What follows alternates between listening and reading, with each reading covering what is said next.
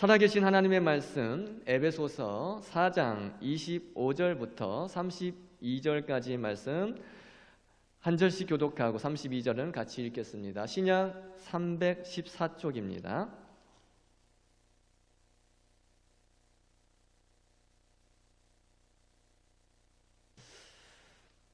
에베소서 4장 25절부터 마지막 32절까지 한 절씩 교독하고 32절은 같이 읽습니다. 제가 먼저 25절 먼저 읽습니다. 그런즉 거짓을 버리고 각각 그 이웃과 더불어 참된 것을 말하라. 이는 우리가 서로 지체가 됨이라.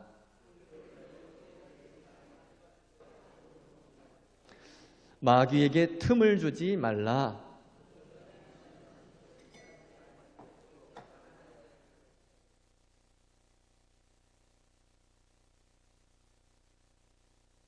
무릇 더러운 말은 너희 입 밖에도 내지 말고 오직 덕을 세우는 데 소용되는 대로 선한 말을 하여 듣는 자들에게 은혜를 끼치게 하라.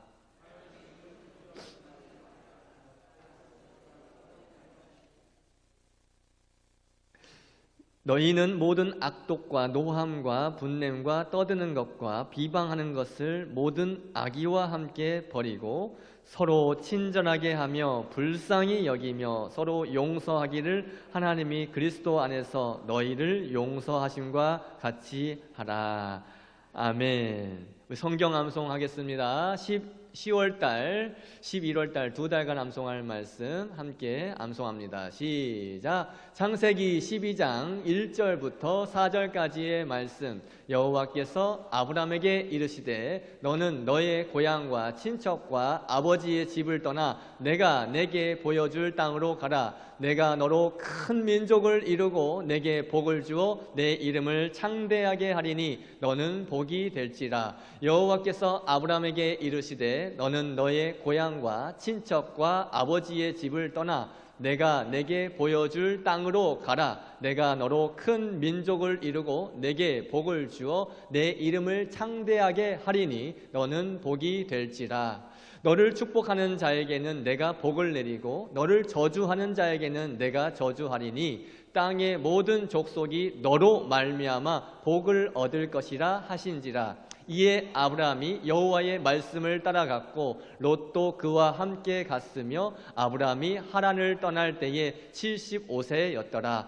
너를 축복하는 자에게는 내가 복을 내리고 너를 저주하는 자에게는 내가 저주하리니 땅의 모든 족속이 너로 말미암아 복을 얻을 것이라 하신지라. 이에 아브라함이 여호와의 말씀을 따라갔고 롯도 그와 함께 갔으며 아브라함이 하란을 떠날 때에 75세였더라. 창세기 12장 1절부터 4절까지의 말씀. 아멘. 시편 150편 전편 1절부터 6절까지의 말씀.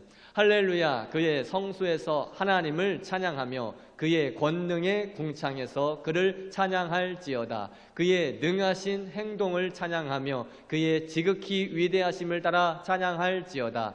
나팔 소리로 찬양하며 비파와 수금으로 찬양할지어다. 할렐루야. 그의 성수에서 하나님을 찬양하며 그의 권능의 궁창에서 그를 찬양할지어다. 그의 능하신 행동을 찬양하며 그의 지극히 위대하심을 따라 찬양할지어다. 나팔 소리로 찬양하며 비파와 수금으로 찬양할지어다. 소고치며 춤추어 찬양하며 현악과 퉁소로 찬양할지어다. 큰 소리 나는 재금으로 찬양하며 높은 소리 나는 재금으로 찬양할지어다. 호흡이 있는 자마다 여호와를 찬양할지어다. 할렐루야. 소고치며 춤추어 찬양하며 현악과 퉁소로 찬양할지어다. 큰 소리 나는 재금으로 찬양하며 높은 소리 나는 재금으로 찬양할지어다. 호흡이 있는 자마다 여호와를 찬양할지어다. 할렐루야. 시편 150편 전편 1절부터 6절까지의 말씀. 아멘. 암송하게 하신 하나님께 감사의 박수를 올려드립니다. 오전에도 말씀을 드렸지만 총명이 어두워지면 안 됩니다. 총기가 흐려지면 안 됩니다. 총명이 어두워지지 않도록, 총기가 흐려지지 않도록 집중하면 다 됩니다. 집중하여 말씀이 암송되어질 수 있도록 계속 기도해 주시고, 사랑하는 자녀들에게도 이번 추석 명절을 맞이하여 말씀 한 구절 읽어주세요. 다른 말씀 하실 거 없어요. 말씀 한 구절, 오늘 암송한 말씀 시편 150편, 시편은 150편까지 있잖아요. 시편 150편 전편 1절부터 6절까지 한번 일로 와봐라 하고, 앉아 하고, 그 말씀의 권위가 있어야 되잖아요. 할머니한테 그 말씀의 권위가 할아버지한테 있어야 되잖아요. 앉아, 내가 시편 150편 읽어줄게 하고 한번 읽어주세요. 그리고 짧게 기도하세요. 하나님, 이 은혜가, 이 복이 이 자녀들에게 그대로 임하게 하옵소서. 예수님의 이름으로 기도합니다. 아멘. 아니, 이렇게 기도할 수 있잖아요. 기도 어려운 거 아니에요? 말씀 한 구절 읽고 기도 기도 한 번 하면 그게 가정 예배가 되는 겁니다. 오늘 오후에 읽은 말씀을 중심으로 변화된 성도의 삶이란 제목과 함께 은혜를 나누도록 하겠습니다. 오전 예배 본문에 이어 지금 2부를 말씀을 드리는 거예요. 오전 예배는 1부였고 2부 변화된 성도의 삶이란 제목과 함께 은혜를 나눕니다. 여러분, 우리는 하나님께서 구별하여서 불러주신 성도입니다. 성도라는 직분은 굉장히 존귀한 직분입니다. 그러니까 우리가 성도 되었음이 하나님의 은혜인 줄 믿습니다. 그런 우리 성도가 부끄럽지 않은 삶을 살고 있을까? 정말 하나님 앞에서 우리가 성도로서 부끄럽지 않은 삶을 잘 살아내고 있는 것인가 생각할 때에 목사인 저 역시도 정말 하나님 앞에서 한없이 부끄러울 때가 많이 있습니다. 예수님을 믿고 성도로 부르심을 받았다면, 오전에도 말씀을 드렸지만 우리의 삶 속에 예수님을 닮아가는 삶이 있어야 돼요. 우리의 삶 속에 예수님의 향기가 드러나는 삶이 되어야 된다는 말씀이에요. 그래야 하나님 앞에서나 사람들 앞에서 부끄럽지 않은 모습이 될 줄 믿습니다. 교회에서 아무리 열심히 헌신을 하고 아무리 열심히 기도를 해도 그의 삶이 전혀 바뀌어 있지 않으면, 그의 인격이 전혀 바뀌어 있지 않으면 오전에 말씀드렸지만 무늬만 그리스도인이 될 수밖에 없는 거예요. 우리가 열심히 헌신을 하고 열심히 기도를 하고 주를 위해서 봉사한다면 삶에도 열매가 나타나야 되는 것입니다. 삶에도, 인격에도 변화가 일어나야 된다는 거예요. 그래야 무늬만 그리스도인이 아니라 진정한 그리스도인이라 할 수가 있는 거예요. 예수님을 진짜로 믿는 사람이라면, 예수님을 진짜로 잘 섬기는 사람이라면 저와 여러분의 삶의 변화, 삶의 열매가 있어야 된다는 모습입니다. 오늘 본문에 보면 하나님께서 바울 사도를 통해서 우리 성도가 어떤 모습으로 변화되어야 되는가,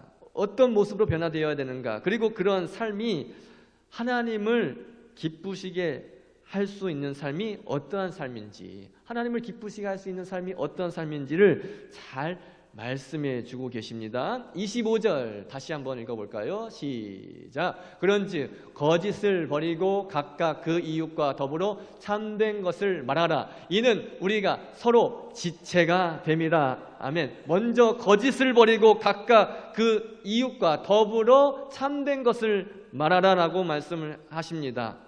여러분, 인간의 타락, 처음 사람 아담과 하와의 타락이 뭐 때문에 타락했습니까? 바로 거짓말 때문에 타락이 된 거예요. 사탄은 우리 인간으로 하여금 거짓말하게 만듭니다. 거짓말하라고 유혹을 합니다. 그래서 거짓말하고 죄를 짓게 하고 그 죄를 덮기 위해서 또 다른 거짓말을 하게 만듭니다. 요만한 거짓말 했는데 요만한 거짓말 덮기 위해서 요만한 거짓말을 또 하는 겁니다. 계속 부풀어져 가는 거예요. 아담과 하와가 그랬어요. 하나님께 불순종의 죄를 짓고 타락을 하게 되었어요. 아담과 하와가. 타락의 결과 바로 아담과 하와가 하나님께 변명을 합니다. 하나님께 거짓말을 합니다. 우리는 그런 거짓된 말과 변명이 내 입에서 나오지 못하도록, 하나님, 내 입에 파수꾼을 세워주시옵소서. 그래서 내 입에서 거짓된 말이 나오지 않게 하시고 내 입에서 자꾸 변명하지 않게 하여 주시옵소서. 그래서 죄 짓지 않게 하시고 죄를 멀리하게 하옵소서 하고 우리는 기도해야 합니다. 여러분, 교회 안에 계속해서 거짓말이 떠돌기 시작한다고 한번 생각해 보세요. 아니, 교회 안에 진실이 가득해야 되는데 계속해서 거짓말이 떠돌고 있으면 여러 사람이 피해보게 되는 거예요. 그리고 그 교회가 온전한 교회로 세워질 수가 없게 됩니다. 한번 거짓말을 내뱉게 되면 그 거짓말을 내뱉은 것을 사람들은 정당화시키려고 또 다른 거짓말을 만들고 그 말을 정당화시키려고 또 다른 거짓말을 만들어내고 또 주장하기 때문에 나중에는 어떻게 되는지 아십니까? 뭐가 진짜야 도대체?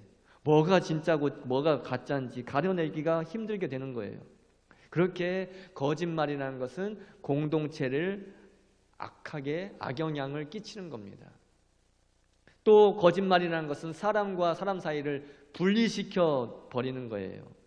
그래서 이 거짓은 교회 공동체뿐만 아니라 사회 일반 그런 공동체에서도 많은 문제를 일으키게 되는 것입니다. 성경은 우리에게 거짓을 버리라고 말씀하시고 이웃에게 참된 것을 말하라, 진실을 말하라고 말씀을 하십니다. 여러분, 참과 거짓은 물과 기름이에요. 참과 거짓은 절대로 섞일 수가 없어요. 하나 될 수가 없는 거예요. 그래서 참과 거짓은 나뉘게 됩니다. 교회에서 거짓말을 하는 사람들은 분명히 회개를 해야 돼요. 분명히 회개를 하지 않으면 그 교회 공동체가 병들게 되어 있어요. 거짓말을 하거나 또 거짓말을 용납하는 자가 있죠. 거짓말을 용납하는 자는 반드시 하나님과의 관계도 깨어지고 맙니다. 그런 자들은 하나님의 말씀이 아무리 선포되어도 받아들이지 않는 거예요. 저와 여러분이 거짓말을 무서운 죄로 여기지 않고 거짓말을 피하지도 않고 거짓말하는 문제를 하나님 앞에서 진지하게 해결하지 않으면 우리는 하나님의 의를 이룰 수가 없게 됩니다. 오전에 말씀드린 대로 우리의 심령이 새롭게 되어야 돼요. 우리의 심령, 우리의 마음이 새롭게 되어 하나님을 따라서 의와 진리와 거룩함으로 지으심을 받은 새 사람들이 되시기를 축복합니다. 그렇다면 우리는 성령의 능력으로 거짓과 타협하지 않고 진실하고 참된 것을 말하면서 주님의 몸된 교회를 바르게 세워나갈 수가 있게 되는 거예요. 두 번째 권고는 26절, 27절입니다. 두 번째 권고는 26절, 27절 같이 한번 읽습니다. 분을 내어도 죄를 짓지 말며 해가 지도록 분을 품지 말고 마귀에게 틈을 주지 말라. 아멘. 분을 내어도 죄를 짓지 말며 해가 지도록 분을 품지 말라 말씀하십니다. 분을 내어도 죄를 짓지 말라는 말씀에서 이 분은 좋은 의미의 분도 있어요. 의로운 분이 있어요. 의로운 분에 대해서 말씀하고 있는 거예요. 이 의로운 분, 그러니까 불의를 보면 참지 못하는 거예요. 불의를 보면 타협하지 않고 참지 못하는 의로운 분이 있는가 하면 사적으로 원한을 가지고 사적으로 불만을 가지고 나오는 나쁜 분노도 있어요. 하나님께서도 하나님의 말씀에 불순종하는 자들에게 반드시 진노하셨습니다. 의로운 분이에요. 말씀에 불순종하니까 의로운 분노를 일으키시는 거예요. 그렇게 의로운 분노가 있는가 하면 자신의 그 이기적인 욕망 때문에, 이기적인 욕심 때문에 나오는 나쁜 분노도 있다는 말씀이에요. 우리는 불의를 보고 의로운 분을 낼 수 있어야 됩니다. 그러나 그 의로운 분이라 할지라도, 의로운 분을 낼 수 있어야 되지만 의로운 분노라 할지라도 우리 인간은 하나님처럼 완전한 존재가 아니기 때문에 그 의로운 분도 시간이 지남에 따라 나쁜 분노로 변질될 가능성이 있어요. 그래서 오늘 본문에 보면 바울은 해가 지도록 분을 품지 말라, 해가 지도록 분을 품지 말라고 권면하고 있는 겁니다.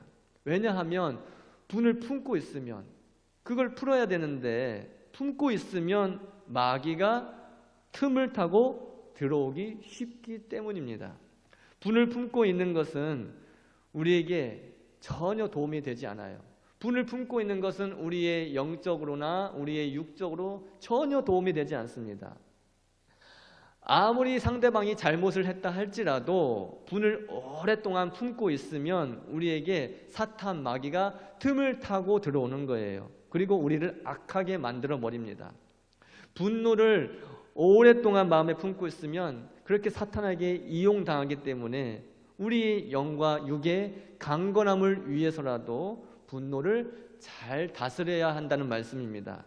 분노를 잘 다스리는 방법, 그것은 무엇인가? 분노를 어떻게 다스려야 될까? 그것은 우리의 그 억울한 심정, 우리의 정말 화가 나는 그 심정 있잖아요. 억울하고 화가 나는 심정, 그 심정을 하나님 앞에 그대로 쏟아놓는 겁니다.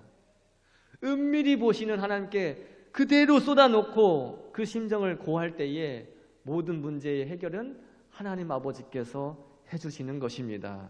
여러분, 우리가 교회 안에서 여러 성도들과 함께 섬기고 봉사하며 예배하고 있는데, 그러다 보니까 교회 안에는 원래 상처가 많아요. 상처가 많아요. 교회 안에서 아무것도 안 하면 상처 안 받습니다. 여러분, 상처 받기 싫으세요? 그러면 아무것도 안 하면 돼요. 아무것도 안 하면 상도 없어요. 그런데 교회에서 여러 가지 일들을 같이 하다 보면, 함께 하다 보면 상처 입기 마련이에요. 섬김과 봉사의 자리로 가서 다른 성도들과 함께 일을 하다 보면 상처도 주고 상처도 받을 수 있기 마련입니다. 상처를 주는 사람은 어디 가나 있어요. 여기에서 상처 받았다고 해서 나 이 교회 못 쓰겠다, 이 교회 나 안 다닐란다 하고 다른 교회 가잖아요. 더 험한 꼴을 볼 수도 있습니다. 더 험한 꼴도 볼 수 있어요. 상처를 주는 자들은 어디에나 있기 때문이에요. 어쩔 수 없어요. 그런데요, 상처를 주는 자들을 그들을 잘 살펴보면 겉으로는 센 척합니다. 겉으로는 센 척하고 강한 척하지만 실상 그들의 마음을 들여다보면 참 여려요. 그리고 그들도 누군가에게 상처를 입었기 때문에 그 상처를 그대로 또 투영하는 거예요. 그들은 더 이상 상처받기 싫어합니다. 더 이상 상처받기 싫어해서 방어 기제로 또 상처를 주는 겁니다. 그리고 자신이 받은 그 상처를 치유하지 못하고 또 다른 일을 상처나게 하는 거예요. 우리는 상처를 치유해야 돼요. 상처 받을 수 있습니다. 그러나 그것을 말씀으로, 기도로 치유해야 됩니다. 우리 하나님께서 만져주십니다. 말씀을 통해서 만져주시고 기도를 통해서 그래 내가 너를 위로한다 하고 만져주시면 치유가 되는 거예요. 그 치유의 역사가 일어나지 않으니까, 치유의 경험이 없으니까 또다시 상처를 주는 겁니다.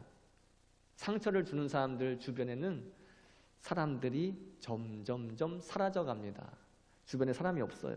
왜냐하면 그 사람 때문에 상처받기 싫거든요. 왜냐하면 그 사람 때문에 속상하기 싫거든요. 그렇기 때문에 상처를 잘 주는 사람이 있다면 빨리 자신의 문제를 인식해야 돼요. 내 주변에 사람이 사라져가네. 빨리 자신의 문제를 인식하고 그 문제를 고치려는 치열한 자기와의 싸움이 있어야 합니다. 그런데요, 여러분, 아까도 말씀드렸다시피 상처를 주는 자들은 그들의 내면을 보면 참 연약하단 말입니다. 그들도 연약하고 누군가에게 상처를 받은 참 불쌍한 존재란 말씀이에요. 그래서 그들의 그 연약함을 이해하려고 노력해보면 그를 긍휼히 여길 수가 있게 됩니다. 그리고 그 사람을 위해서라도 기도할 수 있는 믿음의 사람이 될 줄 믿습니다. 여러 가지 상처로 얼룩져 계신 분이 계실 수 있어요. 우리 주님 앞에 다 쏟아 놓으시길 바랍니다. 예수님이 우리의 좋은 치료자가 되십니다. 다시 말씀을 보시면 28절 있습니다. 28절입니다. 도둑질하는 자는 다시 도둑질하지 말고 돌이켜 가난한 자에게 구제할 수 있도록 자기 손으로 수고하여 선한 일을 하라. 아멘.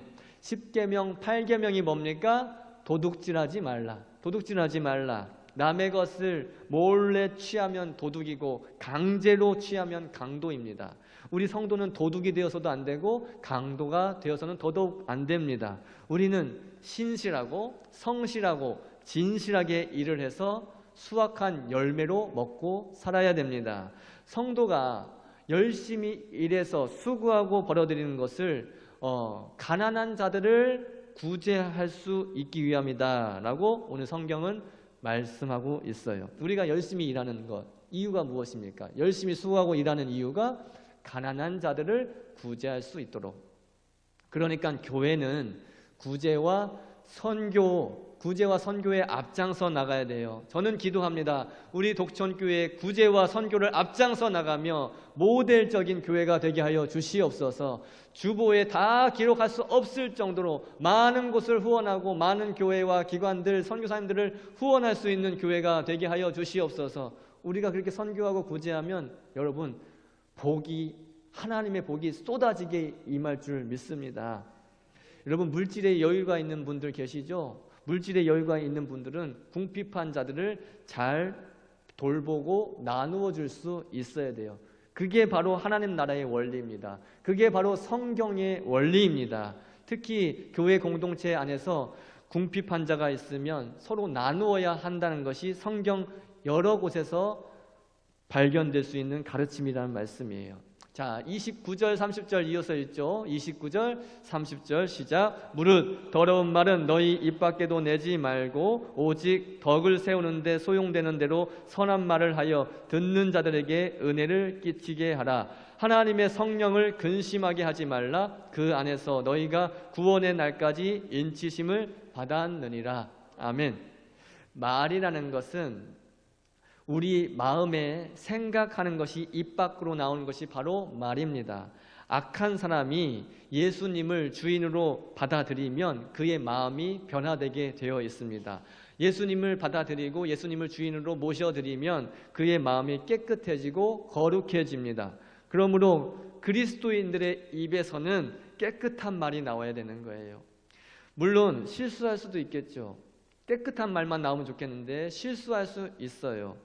옛사람이 자꾸 올라오기 때문입니다. 하지만 우리는 옛사람의 지배를 당하지 않도록 주의해야 하는 것입니다. 29절에 보시면 오직 덕을 세우는데 소용되는 대로 선한 말을 하라고 말씀했어요.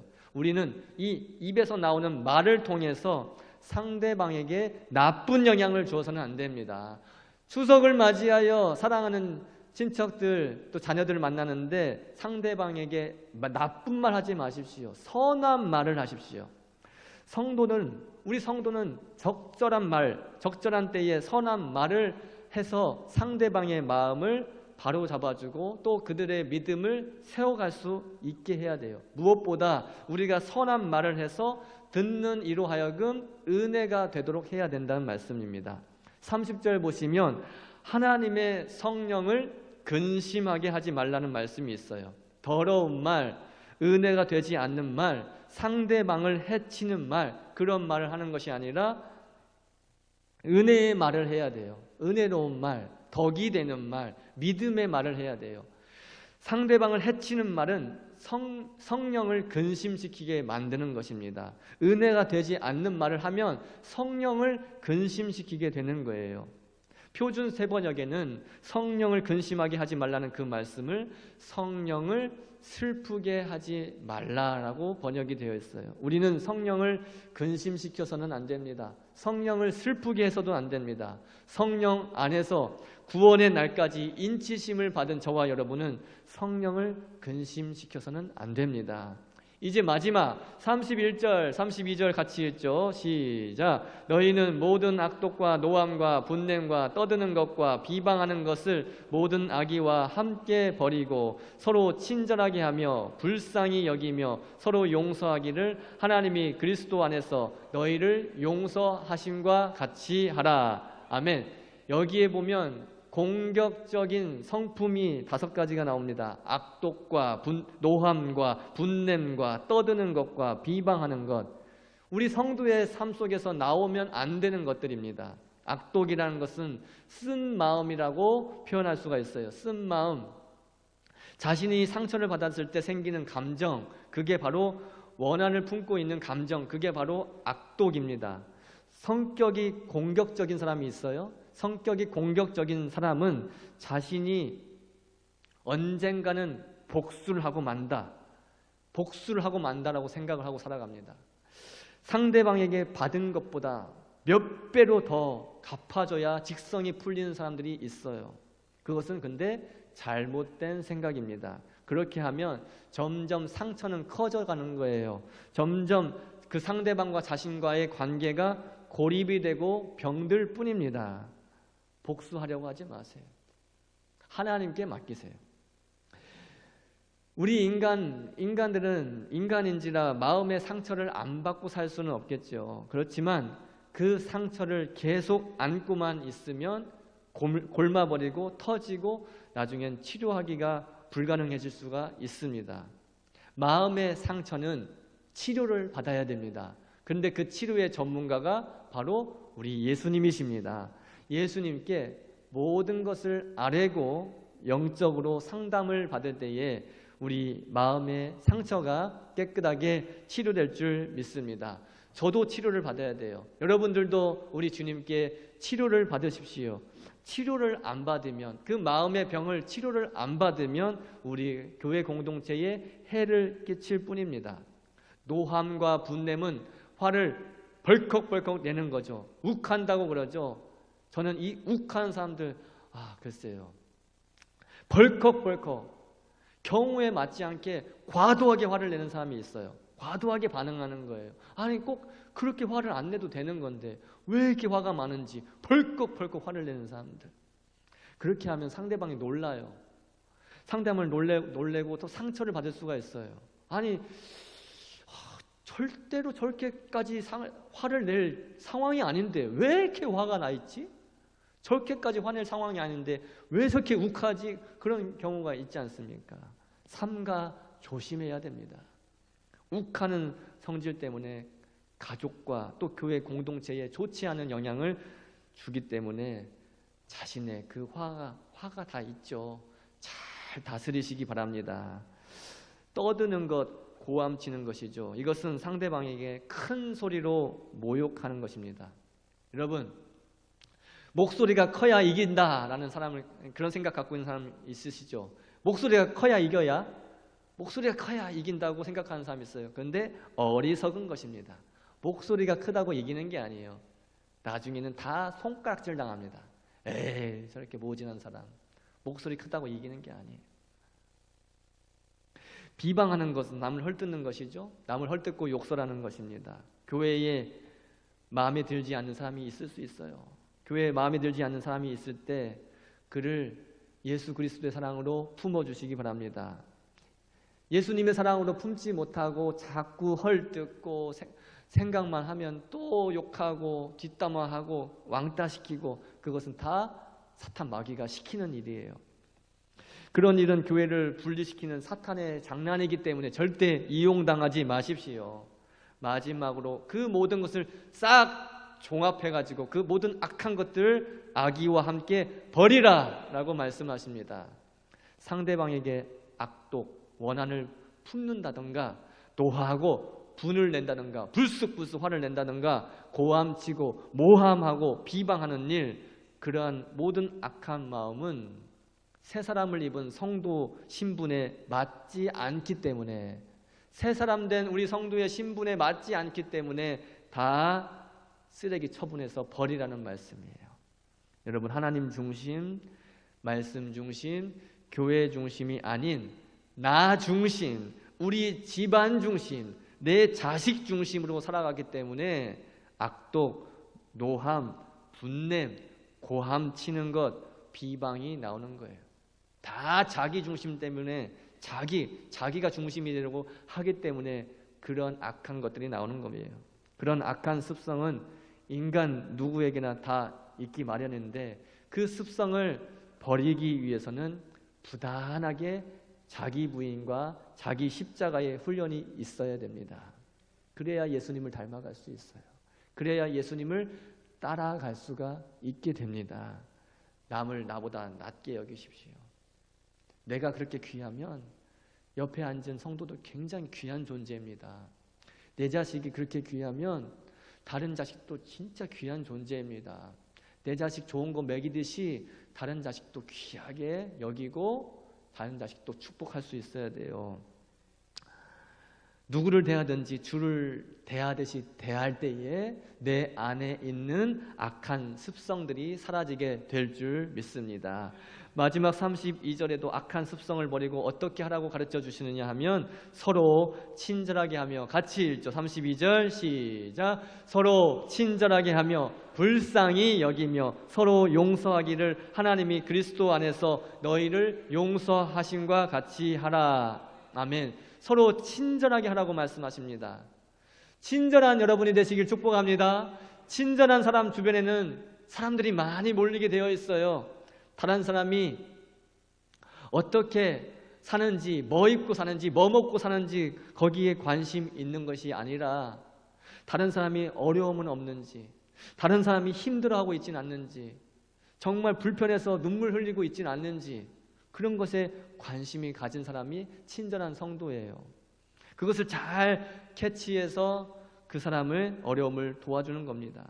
여러분, 관심이 없으면, 무관심하면 남이 어떤 어려움에 있는지, 어떤 불편함이 있는지 모르기 때문에 도울 수가 없게 되겠죠.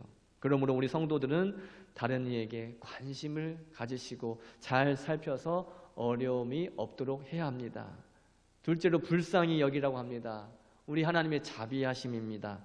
남에게 상처를 받았다고 해서 마음을 닫아버리고 또 상처를 입히려고 하지 말고 상대방에게 오히려 자비한 마음을 가지라고 말씀하십니다. 서로 상대방의 입장에서 생각한다면, 상대방의 그 처지에서 생각한다면 모든 것을 이해할 수 있을 거예요. 그리고 화낼 일이 없게 될 것입니다. 그리고 용서하라고 말씀하십니다. 용서하기를 하나님이 그리스도 안에서 너희를 용서하심 같이 하라고 말씀하십니다. 할렐루야. 상대방이 진심으로 용서를 구하잖아요. 상대방이 진심으로 용서를 구하는데 용서하지 않는 사람이 있어요. 진심으로 용서를 구하는데 용서하지 않는다면 그것도 큰 문제예요. 그러한 사람은 죄 사함의 은혜를 잘 모르는 사람이에요.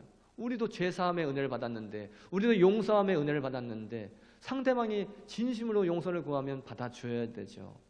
우리는 지난날의 모든 죄와 허물을 다 뉘우치고 회개함으로써 긍휼이 많으신 우리 하나님 아버지께 용서함을 받았습니다.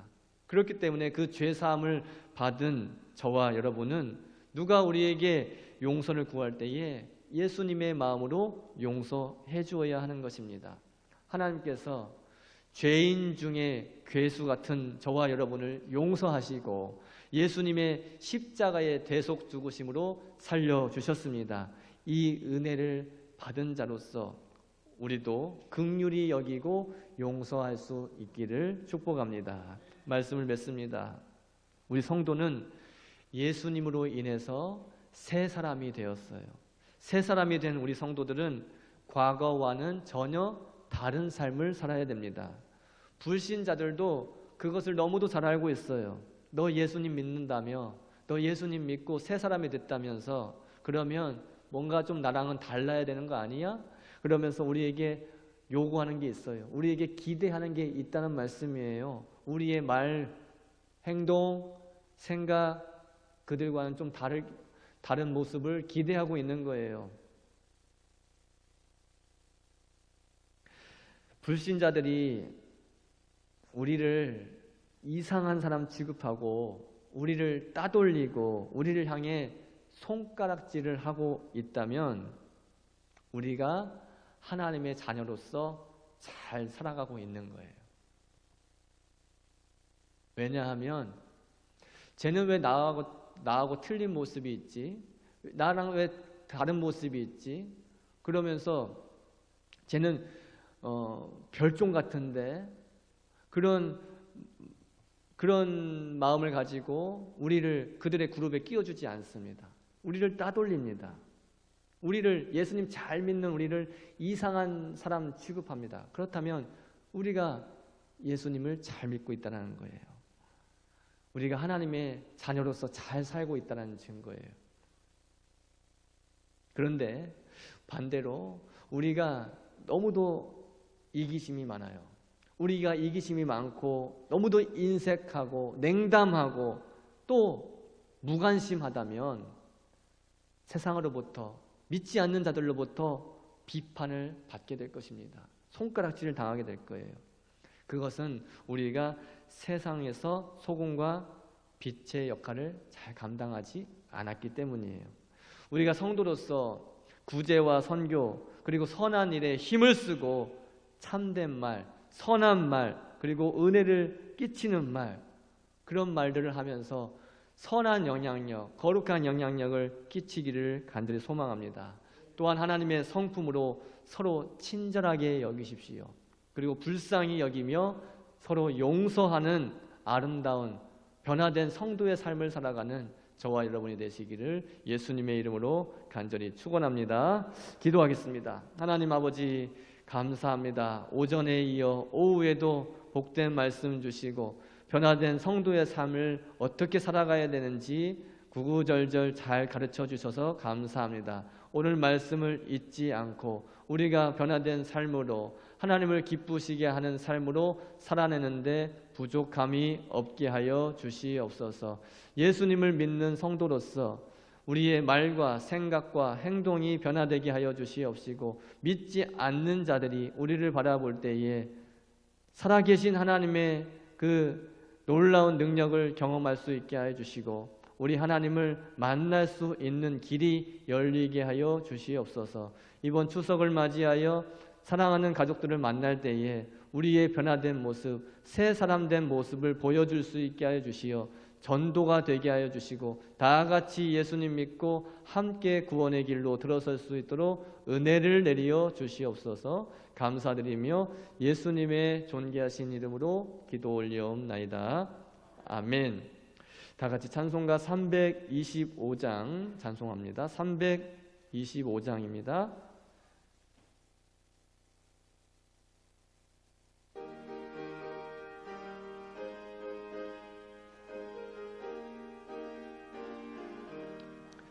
예수가 함께 계시니 시험이 오나 겁없네. 기쁨의 근원 되시는 예수를 위해 삽시다.